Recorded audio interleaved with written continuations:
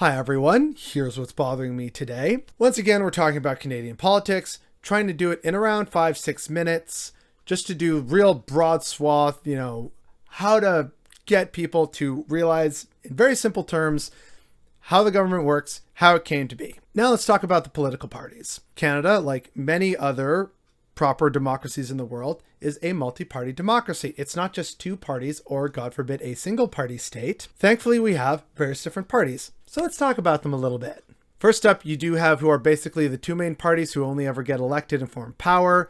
The Liberal Party, which is red, and the Conservative Party, which is blue. Thrown into this mix is the NDP, which is, I guess you could call the working class party of Canada. They're Team Orange, my personal favorite. Then you have the Bloc Québécois, which is weird. It's a solely Québécois party that operates in the federal realm, and they are just there to advocate for Quebec's interests. So if ever Quebec feels like it's under threat or is getting shafted by the rest of Canada, they will vote en masse for the Bloc Québécois to be sure that they have a voice in Parliament, even if they may not like it. So they're the Quebec Special Interest Party. And then last but not least, you have the Green Party of Canada, which is doing better now. I think they have 3 members of parliament, whereas before they used to have 1, and before that they had none. So, good for them. These are the main parties, and there's a few independent MPs, the most famous of which would be Jody Wilson-Raybould, who used to be a Liberal MP. So with all these different parties and being elected from various different ridings around the country,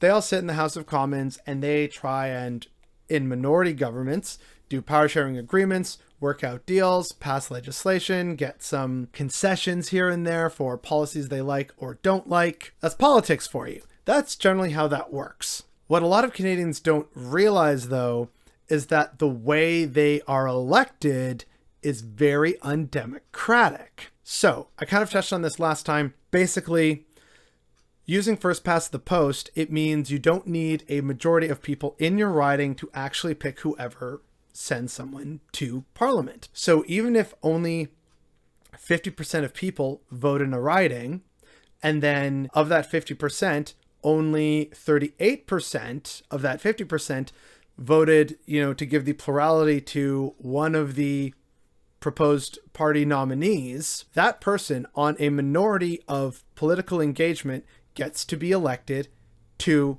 the House of Commons. This is also undemocratic in the sense that because of the way votes are weighted in terms of population areas, this allows for parties like the Liberal Party to win majorities by just winning the Greater Toronto Area, Greater Montreal, Ottawa and Eastern Ontario, the Lower Mainland of BC, and the Maritime provinces. They just need to win these handful of areas. Granted, 3 of those have a lot of population, but it means that they aren't really representing the truest broad swath of Canadian society possible. Additionally, the Bloc Québécois, by being in Quebec, which is the second most populous province in Canada after Ontario, that means that Quebec's votes obviously matter a lot more, and so they can elect a lot more MPs, be they Liberal, Conservative, Bloc, or otherwise, into the federal realm. This is why when the NDP was the official opposition for a while, a lot of their MPs came from Quebec.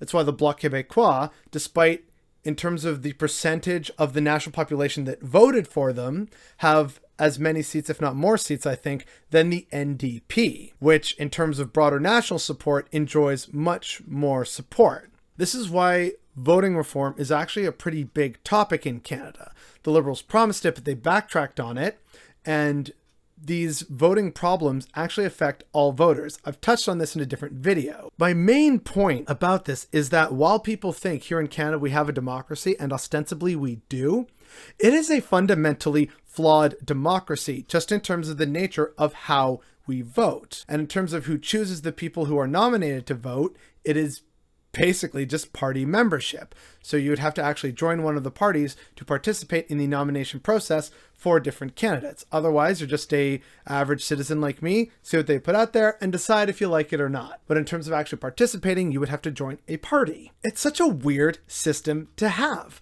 where without having an actual instant runoff to collect a majority of votes in a riding or a majority of votes nationally, parties like the Conservatives and Liberals can get majority governments with only a minority of support. And the fact that more Canadians aren't as pissed off about that notion as I am is absolutely what's bothering me today.